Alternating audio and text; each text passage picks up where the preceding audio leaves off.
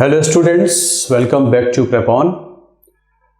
These days we are doing series MCQ series on certain topics. कुछ question हम लोग करते रहते हैं आर्ट एंड कल्चर में, कुछ और करते हैं NCERT based RS Sharma old NCERT ancient India से कुछ और क्वेश्चंस के जरिए आपकी NCERT भी रेडी हो जाएगी। तो कुछ हम कर चुके हैं, कुछ आज लेते हैं basic questions.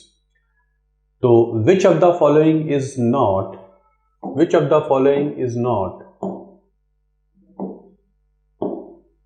correct about in the context of Indus civilization? Typical NCERT based questions हैं, इनमें से कौन सा इंडस के कंटेक्स्ट में सही नहीं है? पेयरिंग बताइए। Lothal dockyard, Mohenjodaro great granary, Harappa river Ravi, Dholavira, इनमें से कौन सा पेयर सही है, कौन सा पेयर सही नहीं है? क्या लोथल के पास डॉकयार्ड है, क्या मोहनजोदारो में ग्रेट ग्रेनरी थी, या हड़प्पा रावी नदी के बैंक पर है, या धौलावीरा में भी जैसे रूटीन में दो हिस्सों में टाउन्स बटे हैं वैसा है? तो बताइए, सोचिए कौन सा सही हो सकता है। यस, लोथल में डॉकयार्ड मिला है, गोदीबाड़ा मिला है। लोथल टाउन इन गुजरात, वहाँ पर एक गोदीबाड़ा मिला है, उसको देख के लगता है कि यहाँ पानी के जहाज हार्बर किए जाते होंगे, वहीं से वेस्ट एशिया से व्यापार होता है। तो लोथल में डॉकयार्ड मिला है, which was the biggest structure of the whole Indus civilization. पूरे इंडस सिविलाइजेशन का सबसे बड़ा स्ट्रक्चर माना जाता है लोथल का डॉकयार्ड। मोहनजोदारो में ग्रेट ग्रेनरी है ना, महाअन्नगार। इंडस के लोग अन्नगार को मतलब वेयर हाउस में रखते थे, मतलब किसी भी इमरजेंसी को कंडीशंस मीट आउट करने के लिए अपना अन्नगार में रखते थे। वेयर हाउसेज भी होते थे। तो सबसे बड़ा अन्नगार मोहनजोदारो में था ग्रेट ग्रेनरी। इंडस के टाउन्स में अन्नगार भी होते थे, बट जो ग्रेट ग्रेनरी है वो मोहनजोदारो में मिलता है। बिल्कुल सही है। Harappa obviously is located on the banks of river Ravi, है ना, रावी नदी के तट पर Harappa town, the first you can say discovery of Indus civilization, Harappa माना जाता है। और धौलावीरा जो टाउन गुजरात में है, ये पेयरिंग सही नहीं है क्योंकि वहाँ पर 3 सेक्शंस मिलते हैं, 2 सेक्शंस नहीं। इंडस के टाउन्स में 2 ही सेक्शंस मिले हैं। वेस्टर्न साइड में मिला है सिटाडेल, और जो निचला नगर है बाकी ईस्टर्न हिस्सा उसे लोअर टाउन कह देते हैं।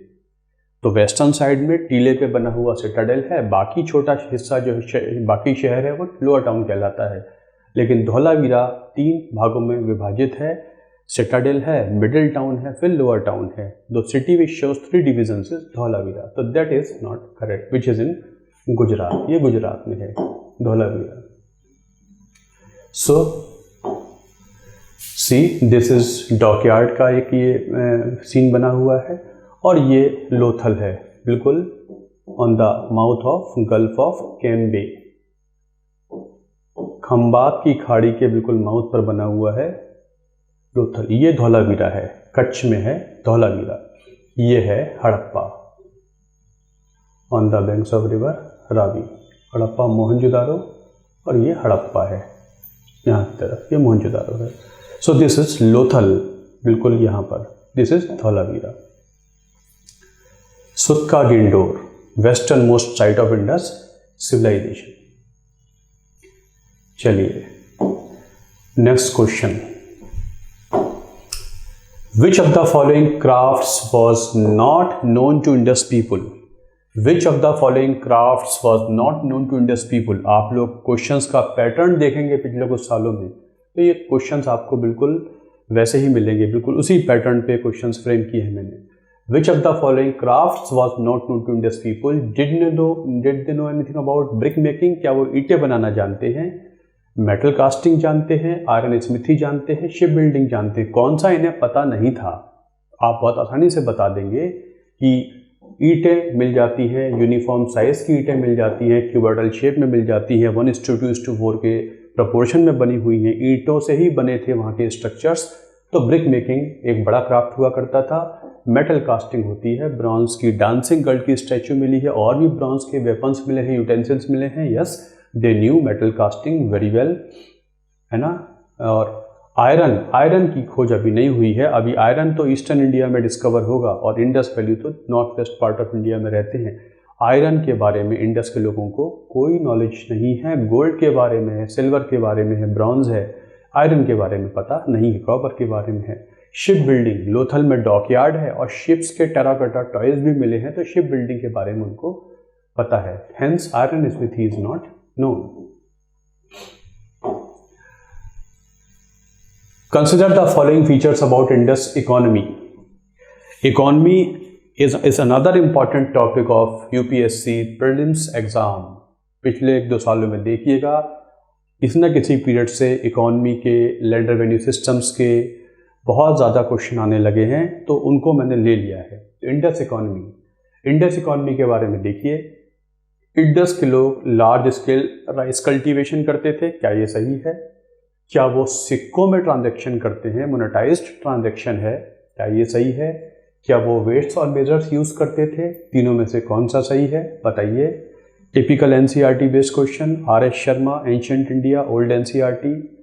वो लार्ज स्केल राइस कल्टीवेशन करते हैं, ये सही नहीं है। राइस कल्टीवेशन के कोई बहुत क्लियर कट साक्ष्य हमको नहीं मिले हैं। वैसे तो रंगपुर और लोथल, वहाँ से कुछ सुपरफिशियल एविडेंसेस तो मिले हैं, बट ये कंक्लूड नहीं कर पाते हैं कि वो राइस कल्टीवेशन लार्ज स्केल पे करते थे। सिक्कों का चलन नहीं था। बार्टर सिस्टम, आपस में एक्सचेंज ऑफ गुड्स से उनका व्यापार चलता है। अभी सिक्के शुरू नहीं हुए हैं, मोनेटाइज्ड ट्रांजैक्शन का सिस्टम नहीं था। वेट्स और मेजर्स मिल जाते हैं, वेट्स और मेजर्स मिले हैं। पत्थरों के कलेक्शंस मिले हैं, छोटे छोटे पत्थर। उनको कलेक्शन को देख के लगता है कि पत्थरों का जो साइज़ है वो एक ग्रेजुएशन में बढ़ता हुआ है, तो उनको हिस्टोरियंस ने वेट्स और मेजर्स कहा है। Hence 3 is correct about the Indus economy. Third statement is correct, rest of the 2 are not correct about Indus economy. Consider the following features about Rig Vedic period, है ना। ऋग वैदिक पीरियड के बारे में कुछ फीचर्स हैं, बताइए। Again from NCERT, they used horse driven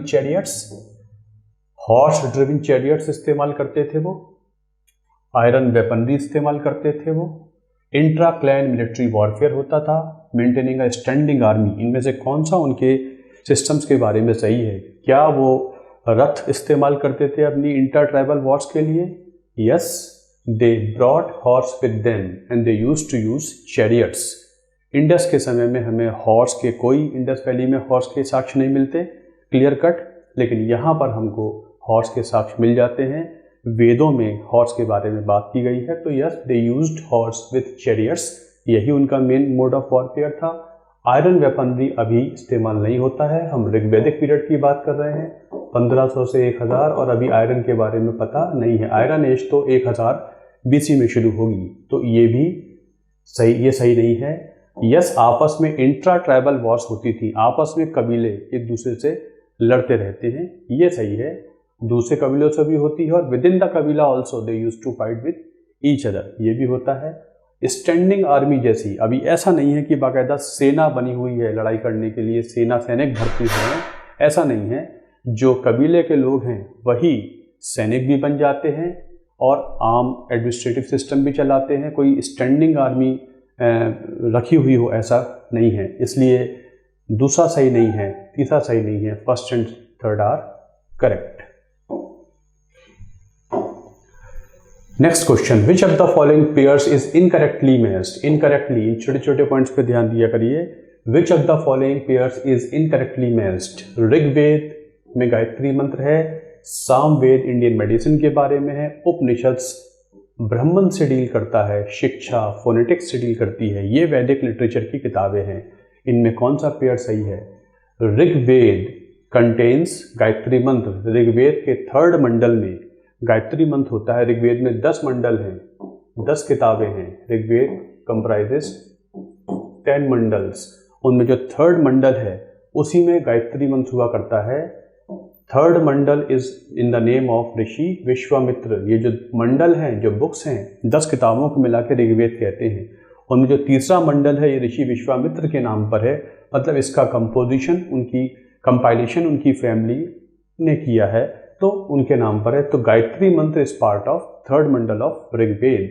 Samaveda Indian music से संबंधित है, इंडियन मेडिसिन से तो अथर्ववेद संबंधित है, not Samaveda. Upanishad talk about Brahman. Brahman का मतलब ये ब्राह्मण नहीं है, ब्रह्मन है, ब्रह्म है, ब्रह्म। ब्रह्म का मतलब होता है सुप्रीम सोल, जिसे परमात्मा कहते हैं, supreme soul. Yes, Upanishad centres, Upanishad philosophy centres about the concept of Brahman, जिसे हम सुप्रीम सोल कहते हैं, करेक्ट है। शिक्षा एक वेदांग है, पिछले लेक्चर में आपको बताया था। शिक्षा एक वेदांग है, इसका मतलब होता है phonetics, how to speak Sanskrit correctly is the subject matter of the book called Shiksha. Hence Samaveda is not correctly meant rest are. Which of the following Vedas is specifically related to the recital pattern of Vedic hymns? वेदों में ये जो मंत्र हैं, मंत्रों का जो समूह है, इसमें जो उच्चारण का सिस्टम है, वेदों को, मंत्रों को बोलने का उच्चारण का सिस्टम है, इससे संबंधित कौन सा वेद है? ऋग्वेद है, सामवेद है, यजुर्वेद है या अथर्ववेद है? मैंने आपको बताया अथर्ववेद तो मेडिसिन सिस्टम से डील करता है। Rigveda is a collection of prayers. Rigved is a collection of prayers and how these prayers are to be recited is the content of Samved. Rigveda तो मंत्रों का समूह है, उन मंत्रों का उच्चारण कैसे होना है, उन्हें बोला कैसे जाना है, ये सामवेद का सब्जेक्ट मैटर है। How to recite these mantras is the subject matter of Samaveda. Samaveda is the earliest book on Indian music, Indian music. इसलिए, और आपको पता है जब तक मंत्र का उच्चारण शुद्ध ना हो तो कहते हैं मंत्र का इफेक्ट नहीं आता। तो ये कैसे किया जाएगा is the subject matter of Samaveda. Yajurveda rituals और सेरेमनीज से संबंधित ज़्यादा है। कर्मकांडीय एंगल जो है धर्म का, वो यजुर्वेद का पार्ट है। यजुर शब्द का मतलब यजुस से बना है, यजुस का मतलब होता है यज्ञ क्रिया, यज्ञों से संबंधित वेद यजुर्वेद होता है। अथर्ववेद तो आपको पता ही है कि इंडियन मेडिसिन सिस्टम से होता है। So students, these are some more questions about certain topics of art and culture, ancient and medieval history. इस तरीके से हम लोग करते चले जाएंगे। क्वेश्चंस, आपकी नॉलेज में इजाफा होना लाजमी है, होना ही होना है। आप इन लेक्चर्स को देखिए, नोट्स बनाइए, रिवाइज करिए और ज़रूर कमेंट करिए। अपने क्वेश्चंस भी मुझसे पूछिए, मैं उनको आंसर्स कर देता हूँ। और हमारे कोर्सेज चल रहे हैं प्लेपॉन पर। If you wish you may join. 23 जनवरी से I am going to start modern India का मॉड्यूल स्टार्ट करने जा रहा हूँ मैं। पेपॉन वेबसाइट को विजिट करेंगे तो आपको पता लगेगा। So thanks a lot.